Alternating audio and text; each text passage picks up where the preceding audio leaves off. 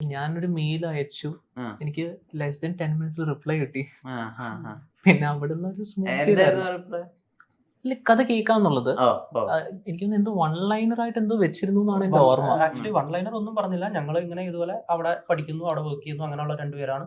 ഞങ്ങൾക്കൊരു കഥ പറയണം എന്നുണ്ട്. അപ്പൊ ജോണർ പറഞ്ഞെന്ന് തോന്നുന്നു. ജോണർ പറഞ്ഞു തോന്നുന്നു. അപ്പൊ ആ, റിപ്ലൈ ചെയ്തു. ഞങ്ങൾ ആ സമയത്ത് ബോംബെയിലാണ്. അപ്പൊ ആ. നാട്ടിൽ വരുമ്പോ കേൾക്കാം എന്ന് പറഞ്ഞ് റിപ്ലൈ ചെയ്തപ്പോ ഞങ്ങൾ നാട്ടിൽ വന്നു, കോണ്ടാക്ട് ചെയ്തു, കഥ കേട്ടു. ഈ സിനോപ്സിസ് ഒക്കെ പറയണം അല്ലെങ്കിൽ എന്താ ഒരു ഫിലിം മേക്കറിൽ എക്സൈറ്റ് എപ്പോഴും നമുക്കത് ഒരു കഥ കേൾക്കുമ്പോൾ അത് ഒരു ഡിഫറെൻ്റ് ആയിരിക്കണം. ആ. ഇപ്പൊ ഈ ന്യൂ കമേഴ്സിന്റെ ഒക്കെ ആണെങ്കിൽ നമ്മൾ പറയും സിനോപ്സിസ് അയക്കുക, അപ്പൊ അത് ആ. വായിച്ചിട്ട് നമുക്ക് ഇൻട്രസ്റ്റിംഗ് ആണെങ്കിൽ നമ്മൾ വന്ന് നറേറ്റ് ചെയ്യാൻ പറയും. അതിൻ്റെ അകത്ത് നമുക്ക് എക്സൈറ്റിംഗ് ആയിട്ടുള്ളത് എന്തെങ്കിലും ഉണ്ടെങ്കിൽ നമ്മൾ പിന്നെ സ്ക്രിപ്റ്റ് വാങ്ങിക്കുക, അത് വായിക്കുക. അങ്ങനെയാണ് അതിന്റെ ഒരു പ്രോസസ്സ്. എന്തെങ്കിലും നമ്മളിപ്പം കണ്ടിട്ടുള്ളതിൽ നിന്നും എന്തെങ്കിലും ഡിഫറെൻ്റ് ആയിരിക്കണം. ഇതുവരെ ഒരു യോണർ റിപ്പീറ്റ് ചെയ്തിട്ടില്ലല്ലോ. ഇല്ല. ഇപ്പം ഒരു ഫാമിലി ഡ്രാമയാണ് ആദ്യം ചെയ്യുന്നതിന് ശേഷം പിന്നെ ഇപ്പം മിലമുരളിയാണെങ്കിൽ സൂപ്പർ ഹീറോ സിനിമയാണ്, പടയോട്ടാണെങ്കിൽ ഒരു ഗാങ്സ്റ്റർ കോമഡി ആയിരുന്നു, വളരെ അണ്ടർ റേറ്റഡ് ആണ്. അത് ഇനി ആളുകൾ എപ്പോഴെങ്കിലും അത് മനസ്സിലാക്കിയത് തെരഞ്ഞെടുക്കുമെന്ന് വിചാരിക്കുന്നു. ഇപ്പൊ RDX ആണെങ്കിൽ അതൊരു 3 പേരെ വെച്ചിട്ടുള്ള ഒരു ആക്ഷൻ സിനിമയാണ്. അത് ബോധപൂർവ്വം എടുക്കുന്ന ഒരു തീരുമാനമാണോ, മുമ്പ് ചെയ്തൊരു യോണർ റിപ്പീറ്റ് ചെയ്യണ്ട എന്നുള്ളത്? അങ്ങനെയല്ല നമ്മൾ ചെയ്യും. ഓക്കെ, ഡെഫിനറ്റ്ലി നമ്മളിപ്പോ നേരത്തെ ചെയ്തൊരു സിനിമ ഇപ്പൊ RDX ഇറങ്ങിയ സമയത്ത് അതേപോലത്തെ കഥ വീണ്ടും വരുമായിരുന്നു. 3 ഹീറോ വെച്ചിട്ട് ഇങ്ങനത്തെ ഈ ആക്ഷനും ഇതുപോലെ ഒരു സിമിലർ ആയിരിക്കും ആ കഥയുടെ ഒരു ഇത്. അപ്പൊ നമ്മൾ അങ്ങനെ വരുമ്പോൾ നമ്മൾ ചെയ്യില്ലല്ലോ. അപ്പൊ നമുക്ക് എന്തെങ്കിലും നെക്സ്റ്റ് ചെയ്യുമ്പോൾ അടുത്തത് ഡിഫറെന്റ് ആയിരിക്കണം എന്നുള്ള ഒരു തോട്ടിൽ തന്നെയാണ് കഥ കേൾക്കുന്നത്. ഈ എല്ലാ ഇൻവെസ്റ്റിഗേറ്റ് ചെയ്യുന്ന ആളുകൾക്ക് ഒരു ക്വാളിറ്റി പോലെ പലപ്പോഴും ഉണ്ടാവാറുണ്ടല്ലോ. ഇപ്പൊ ഈ എന്നല്ല മറ്റേ വേട്ടയാടുകളുടെയും മറ്റേ ഡെഡ് ബോഡി കണ്ടുപിടിക്കാനുള്ള ഇൻസ്റ്റിങ്ക്റ്റ് ഉണ്ട് രാഘവന്. ഷെർലക് ഹോംസിന് ഭയങ്കര ഒബ്സർവേഷൻ സ്കിൽസ് ഉണ്ട്. അങ്ങനെ ഉജ്ജ്വലനൊന്നും ഉണ്ടോ? ആ, സ്പോയിലർ ആണോ? അതെന്തെന്ന് പറയാൻ പറ്റില്ല. അങ്ങനത്തെ ഒരു സ്കിൽ സെറ്റ് ഉള്ള ക്യാരക്ടർ ആണ് ഉജ്ജ്വലൻ. പക്ഷെ എന്ന് വെച്ചാൽ ഈ പറയുന്ന സൂപ്പർ ഹീറോ സ്കിൽ സെറ്റ് അങ്ങനൊന്നും അല്ല. പക്ഷെ പുള്ളിയുടേതായ ഒരു പെർട്ടിക്കുലർ സെറ്റ് ഓഫ് സ്കിൽസ് പുള്ളിക്കുണ്ട്. പുള്ളിയുടേതായ ഒരു രീതിയുണ്ട് പുള്ളിക്ക്. ഒരു ക്രൈം സീൻ കണ്ടാൽ ഇൻവെസ്റ്റിഗേറ്റ് ചെയ്യുന്നതിനൊക്കെ. ഈ ടേപ്പ് റെക്കോർഡർ ഉപയോഗിക്കാം, ആ ഐഡിയ എവിടുന്നാ വരുന്നത്?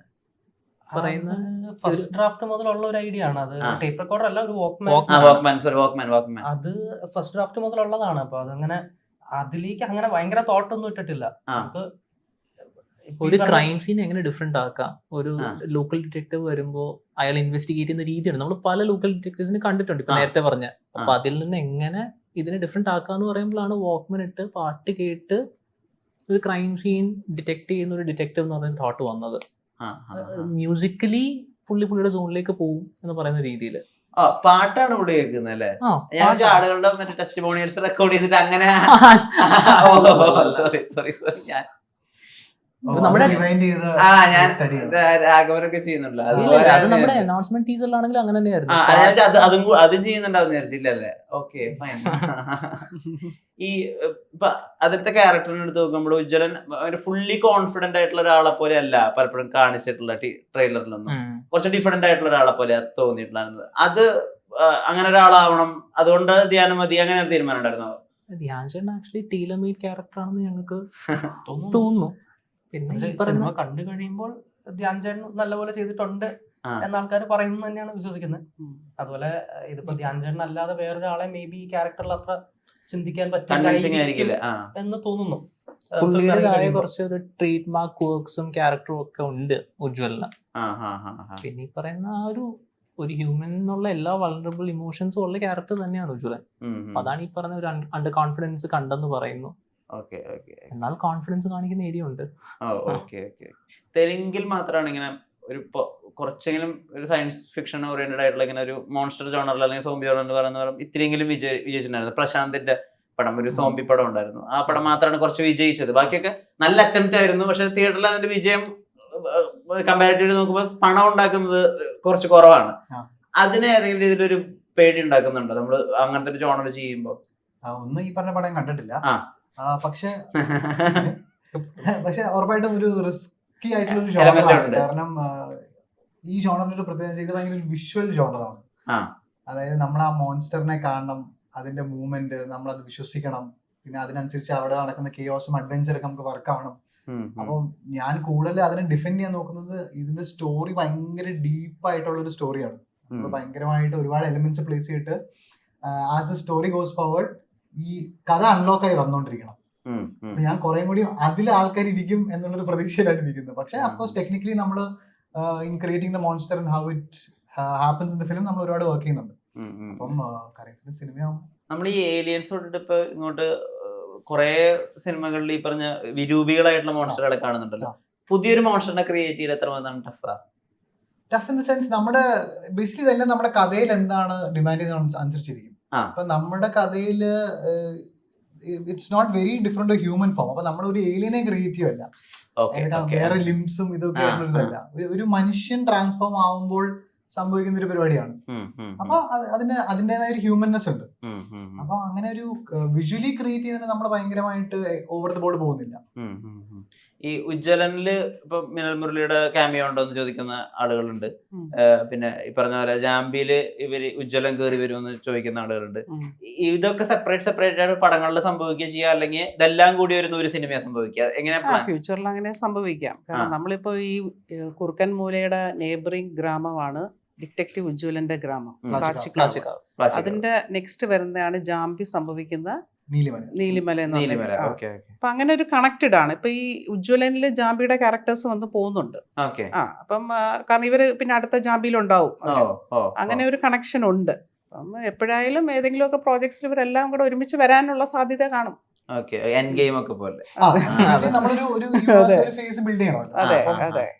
ആക്ച്വലി നോക്കിക്കഴിഞ്ഞാൽ നമ്മളിപ്പോ ഈ കമ്പയർ ചെയ്യുന്ന ബാക്കിയുള്ള യൂണിവേഴ്സ് വെച്ച് നമ്മൾ വെരി ഏർലി ഇൻ ദ ഗെയിമാണ്. നമ്മള് രണ്ടാമത്തെ പടം ഇറങ്ങാൻ പോകുന്നേ ഉള്ളൂ. അപ്പൊ നമുക്ക് സെറ്റ് ചെയ്യാൻ പറ്റുന്നത് അതിൽ ഈസ്റ്റർ എഗ്സ് ഇട്ട് വെക്കുക, ക്രോസ് ഓവേഴ്സ് ചെറുതായിട്ട് ഹിന്റ് ചെയ്ത് വെക്കുക. പക്ഷെ ഇങ്ങോട്ടേക്കും പോകാനുള്ള രീതിയിൽ ഒരു ഓപ്പൺ എൻഡഡ്നെസ്സിൽ ഫിനിഷ് ചെയ്യാൻ നമുക്ക് ചെയ്യാൻ പറ്റുള്ളൂ. അപ്പൊ അതാണ് നമ്മളിപ്പോ ചെയ്തുകൊണ്ടിരിക്കുന്നത്. പക്ഷെ as this goes forward the films will get bigger. The Easter eggs എല്ലാം ഓപ്പൺ ആയി വരും. എന്തുകൊണ്ടാണ് ആ പടത്തിൽ അങ്ങനെ സംഭവിച്ചെന്നുള്ളതൊക്കെ നമ്മൾ അറിഞ്ഞറിഞ്ഞ് വരും. ഈ രണ്ട് വേൾഡ്സും എങ്ങനെ ഇന്റർവൈൻഡ് ആയി? അതിന്റെ ഒന്ന് നമ്മൾ പറഞ്ഞ പോലെ ഈ പറയുന്ന 3 ഗ്രാമങ്ങളും അല്ല, ഇത് എപ്പോഴും നിങ്ങൾക്കും ഈ ഐഡിയ കൺവേ ആയിട്ട് ഇത് എങ്ങനെ ആവാന്നുള്ള തീരുമാനങ്ങളൊക്കെ വരുന്നത്? അത് നമ്മൾ കഥ പിച്ചതിന് ശേഷം വീക്കെൻഡിൽ നിന്ന് വന്ന സജഷൻ ആണ് നമുക്ക് ഈ WCയിലേക്ക് ഇതിനെ ഇൻകോർപ്പറേറ്റ് ചെയ്യാൻ പറ്റുമോ എന്നുള്ളത്. അപ്പൊ നമുക്ക് കോയിൻസിഡന്റലി നമ്മുടെ കഥ നടക്കുന്ന 90s-ലാണ്. അപ്പൊ ടൈം ലൈൻ വൈസ് നമ്മൾ ഓക്കെ ആയി. നമ്മളൊരു ഗ്രാമമാണ്, ഒരു വേറൊരു ഗ്രാമം, അങ്ങനെ ആ മാപ്പ് വലുതായി വരുവാണല്ലോ. ഇത് ശരിക്കും വീക്കെൻഡ് ഇതാണോ ഇവർക്ക് ഐഡിയ പോകുന്നത്? ഇത് ആരുടെ മനസ്സിൽ വന്നത് സംഭവം? രണ്ടുപേരുണ്ട്, അവരാണ് ഇതിന്റെ ഐഡിയയുടെ ആൾക്കാര്. സെഡിൻ ആൻഡ് കെവിൻ, ഇവര് സൂപ്പർ ഹീറോയുടെ ഭയങ്കര ക്രേസി ഫാൻസ് ആണ് അവർ രണ്ടുപേരും. അതിൽ നിന്ന് അതാണല്ലോ മിന്നൽ സംഭവിക്കാനുള്ള കാരണം. അതാണ് ഇപ്പൊ മിന്നൽ മുരളി കഴിഞ്ഞപ്പോൾ തൊട്ടേ ഇവർ പറയുന്നുണ്ട് നമുക്ക് പല ഇതിലുള്ള ഒരു ടൈപ്പ് ക്രിയേറ്റ് ചെയ്യണം, നമുക്കൊരു യൂണിവേഴ്സ് ബിൽഡ് ചെയ്യണം, അതുപോലെ പറയുന്നുണ്ട്. അപ്പൊ അങ്ങനെ നമുക്കപ്പോ ഇതിന് ഈ മിന്നൽ മുരളി ഇറങ്ങിയ സമയത്ത് ഒരുപാട് ഇങ്ങനത്തെ സൂപ്പർ പവേഴ്സ് ഉള്ള ക്യാരക്ടേഴ്സിന്റെ കഥകൾ വരുന്നുണ്ട്. അപ്പം അങ്ങനെ അപ്പൊ അങ്ങനെ സംഭവിച്ചപ്പോഴാണ് ഈ ഡിറ്റക്റ്റീവ് ഉജ്ജ്വൽ വന്നപ്പോൾ നമ്മൾ ഇതിൽ കണക്ട് ചെയ്യിപ്പിച്ചത്. പിന്നെ ജാമ്പി വന്നു, പിന്നെ ഉണ്ട് വേറെയും ഇവർ എഴുതി അടുത്ത പ്രോജക്റ്റ് ഒക്കെ ഉണ്ട്. നമ്മൾ അതിനെ ഇങ്ങനെ കണക്ട് ചെയ്ത് പോകുന്നുണ്ട്. ഈ മിന്നൽ മുരളി 2 സംഭവിക്കാത്തത് മിന്നൽ മുരളിക്ക് പറ്റുന്ന ഒരു വില്ലനെ കിട്ടാത്തത് കൊണ്ടാണോ? അതല്ല, അത് ആ സമയത്ത് നമ്മൾ ഡിസ്കസ് ചെയ്തായിരുന്നു. മൂവി ഇറങ്ങിയ സമയത്ത് നമ്മൾ സൂപ്പർ ഹീറോയുടെ സെക്കൻഡ് മിന്നൽ 2 ചെയ്യണമെന്നൊക്കെ പ്ലാൻ ഉണ്ടായിരുന്നു. പിന്നീട് നമ്മളത് നീണ്ടു പോയി ബേസിൽ അപ്പൊ ശക്തിമാൻ ചെയ്യാനുള്ള ഇതിലായിരുന്നു. അപ്പൊ അത് കഴിഞ്ഞിട്ട് ചിന്തിക്കാന്ന് പറഞ്ഞു. പിന്നെ അത് അങ്ങനെ അങ്ങ് പോയി. അതെ, പക്ഷെ എന്നാലും അന്ന് ക്രിയേറ്റ് ചെയ്ത് വെച്ചതിന് ഇപ്പോഴും ഫാൻ ബേസ് ഉണ്ട്, ആളുകൾ അതിനായിട്ട് വെയിറ്റ് ചെയ്യുന്നുണ്ട്. ഇത് എത്രയും പെട്ടെന്ന് സംഭവിക്കേണ്ട അങ്ങനെ ഒരു ആകുലതയുണ്ടോ? പിന്നെ ഡെഫിനറ്റ്ലി മിന്നൽ മുരളി 2 ചെയ്യാൻ ആഗ്രഹം ഉണ്ടല്ലോ എല്ലാവർക്കും, അത് കാണുമല്ലോ. ഡെഫിനറ്റ്ലി അതൊരു പ്രോജക്റ്റ് ആണല്ലോ. അതെ, ഇപ്പൊ ഈ മിന്നൽ മുരളി 2 തിയേറ്ററിൽ കണ്ട വളരെ ചുരുക്കം ആളുകളിൽ 2 പേരായിരിക്കുമല്ലോ നിങ്ങൾ. മിന്നൽ മുരളി 1 തിയേറ്ററിൽ കണ്ടിട്ടുള്ള വളരെ തിയേറ്ററിൽ മിന്നൽ മുരളി കണ്ടപ്പോൾ ഉണ്ടായിരുന്ന അന്നത്തെ എക്സ്പീരിയൻസ് എന്തായിരുന്നു? അത് മാമി ഫിലിം ഫെസ്റ്റിവലായിരുന്നു, ഒരു സ്ക്രീനിങ് ആയിരുന്നു, പ്രീമിയം സ്ക്രീനിങ് ആയിരുന്നു. ഭയങ്കര അടിപൊളിയായിരുന്നു. ഞങ്ങളും എന്താ പറയുന്നത് ഭയങ്കര ഹൈബ്ഡ് ആയിട്ടിരുന്നൊരു ഫിലിമാണ്. തിയേറ്ററിൽ കണ്ടപ്പോൾ ഭയങ്കര നല്ല റിയാക്ഷനും ആയിരുന്നു, ഭയങ്കര ലൈവ്ലി ആയിട്ടുള്ള ഓഡിയൻസ് ആയിട്ട് കണ്ടപ്പോൾ അടിപൊളി എക്സ്പീരിയൻസ് ആയിരുന്നു. അപ്പൊ എല്ലാവരും തിയേറ്ററിൽ കാണേണ്ട ഒരു സിനിമ ആയിരുന്നു. അതെ അതെ അതെ. ആക്ച്വലി അന്ന് ഞങ്ങൾ കാണുമ്പോൾ ഇവര് ക്രൂവും ഒക്കെ അവിടെ ഉണ്ടായിരുന്നു. ഇവരെല്ലാവരും ഉണ്ടായിരുന്നു. ബേസിലേട്ടൻ, ടോവിനോ, അങ്ങനെ ഇവരും ഉണ്ടായിരുന്നു, എല്ലാരും ഉണ്ടായിരുന്നു. മൊത്തത്തിൽ കയ്യടിയും ബഹളമൊക്കെ ആയിട്ട് കണ്ടൊരു സിനിമയായിരുന്നു.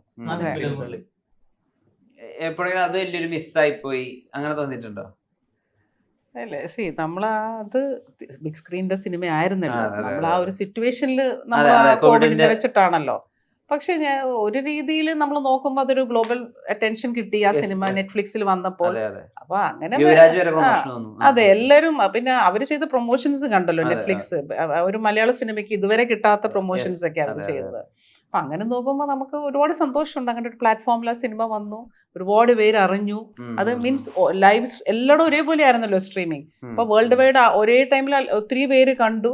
അപ്പൊ അവരുടെ one of the top viewing ഉള്ള മൂവിയാണ്. അതെ, അതെ, അതെ, ആ. മിന്നൽ. അപ്പൊ അങ്ങനെയൊക്കെ നമുക്ക് അതിനെ കുറിച്ച് നല്ല അഭിമാനമാണ് മിന്നൽ മുരളി. അതുകൊണ്ട് എനിക്ക് തിയേറ്ററിൽ അത് ഒരു സൈഡിലൊരു വിഷമം ഉണ്ടെങ്കിൽ, പക്ഷെ ഇതുകൊണ്ട് നമുക്ക് അതെല്ലാം കവർ ആയല്ലോ. അങ്ങനെ ഇപ്പൊ ഈ പ്രൊഡക്ഷൻ കോസ്റ്റ് വല്ലാതെ ഉയരുന്നു. 45 ദിവസം പറയുന്ന പടം 90 ദിവസം ആവുന്നു. റെമ്യൂണറേഷൻ പ്രശ്നങ്ങൾ, അതുകൊണ്ടൊക്കെയാണോ പ്രൊഡക്ഷന്റെ എണ്ണം വളരെ കുറഞ്ഞു പോകുന്നത് വീക്കെൻഡിന്റെ? അല്ല, നമ്മൾ എപ്പോഴും ഒരു സിനിമയിൽ ഒരു സമയത്ത് ചെയ്യാറുള്ളൂ. ഇനിയിപ്പോ ഇത് കഴിയുമ്പോൾ നെക്സ്റ്റ് ചെയ്യുവാണ്. അല്ല, നമ്മളങ്ങനെ പ്രൊഡക്ഷൻ ഒന്നും കുറച്ചിട്ടില്ല. ഞാനിപ്പോ ഇപ്പൊ എത്രാമത്തെ പ്രോജക്റ്റിലാണ് നമ്മൾ നിൽക്കുന്നത്? ഇതിപ്പോ 8. അതെ, 8ാമത്തെ. ഇനിയിപ്പോ ഓൾമോസ്റ്റ് എനിക്ക് 4-5 പ്രോജക്ട്സ് ഞാൻ ഓൾറെഡി കമ്മിറ്റ് ലൈനുണ്ട്. 8 projects ചെയ്ത് 10 വർഷം എടുത്തിട്ടാണ്. അതെ, അപ്പം 10 ആ ഒരു വർഷം സമയത്ത് ഒരു പടമേ ഒരു ചെയ്യുന്നുള്ളൂ. പടേ ചെയ്യുള്ളൂ. നമ്മളങ്ങനെ ഒരുമിച്ച് 2 സിനിമ 3 സിനിമ അങ്ങനെ ചെയ്യില്ല. അതൊരു ചുമ്മാ ഒരു അങ്ങനെ ഒരു ബിസിനസ് ആയിട്ട് കണ്ട് ചെയ്യാൻ പറ്റില്ലല്ലോ. ഈ കഥ കേട്ട് അതിനോട് എല്ലാം നമ്മൾ നോക്കി, അതൊരു പാഷനും ഒബ്വിയസ്ലി അത് ബിസിനസ്സും കൂടെ ആണ്. രണ്ടും കൂടെ നോക്കിയിട്ടാണ് നമ്മൾ ചെയ്യുന്നത്. ക്രിയേറ്റീവ്ലി ഇവര് ഭയങ്കര ഇൻവോൾവ് ആണ്. ഇപ്പൊ മാം ആണെങ്കിലും സെഡിൻ കെവിൻ ലിൻസി, സെഡിന്റെ വൈഫ് ലിൻസി, നമ്മൾ ആ ഫസ്റ്റ് പോയി കഥ പിച്ച് ചെയ്യുന്ന സമയം മുതലേ പിന്നെ ക്രിയേറ്റീവ്ലി അവരുടെ ഒരുപാട് ഇൻപുട്സ് ഒക്കെ വരും. അങ്ങനെ ചെയ്യുന്ന ഒരു പ്രൊഡക്ഷൻ ഹൗസിന് ഒന്നിലധികം പടങ്ങൾ നമുക്ക് ബുദ്ധിമുട്ടായിരിക്കും. കാരണം നമ്മൾ അത്രയും ഇൻവോൾവ് ചെയ്തിട്ടാണ് ഓരോ പ്രോജക്റ്റും ചെയ്യുന്നത്. പിന്നെ ചില സിനിമകൾ നമ്മളെല്ലാം പഠിക്കുകയാണല്ലോ, ഓരോ പ്രോജക്റ്റ് നമ്മൾ പഠിക്കുകയാണല്ലോ നെക്സ്റ്റ് എങ്ങനെ ആയിരിക്കണം എന്നുള്ളത്. ഈ വീക്കെൻഡ് ബ്ലോക്ക് ബസ്റ്റേഴ്സിന്റെ ഈ സിനിമാറ്റിക് യൂണിവേഴ്സിന്റെ ഒരു ലോഗോ ഉണ്ടല്ലോ, അതെ, അത് ശരിക്കും എന്താ ഡിനോട്ട് ചെയ്യുന്നത്? എന്താണ്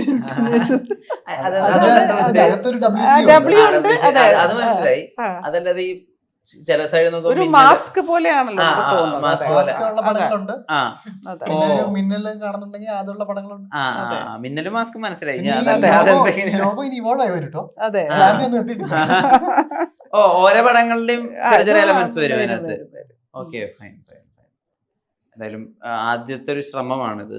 ഇപ്പം നമ്മൾ മലയാളം ഫിലിം ഇൻഡസ്ട്രി എപ്പോഴും ഇങ്ങനെ കോണ്ടന്റിന്റെ കാര്യത്തിൽ അല്ലെങ്കിൽ പുതിയൊരു കാര്യം ട്രൈ ഔട്ട് ചെയ്യുന്ന കാര്യത്തിൽ ഇപ്പൊ ഓഫ് എബി തൊട്ടിട്ട് ആ ശ്രമം എപ്പോഴും നടത്തുന്ന ഒരു ഇൻഡസ്ട്രിയാണ്. അപ്പൊ അതിലേക്ക് എന്തായാലും ഒരു ഗ്ലോറിയസ് ആയിട്ടുള്ള ഒരു ചാപ്റ്റർ ആവട്ടെ ഈ സിനിമകൾ.